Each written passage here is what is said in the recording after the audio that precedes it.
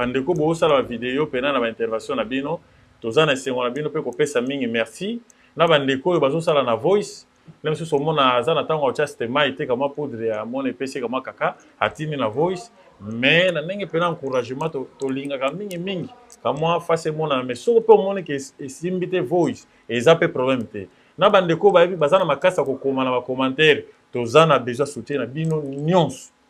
sino te ezosunga biso mpona ngo ezopesa biso courage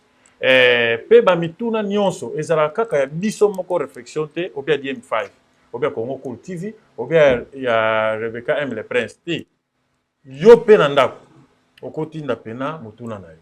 yo pe na ndako soko bongisi mituna obo préparer na papa tinda na ba numéro biso topesaka wana ekokomela biso pe toyeba kosangisa ide mpona moto aleki moninga na mayela wa azali te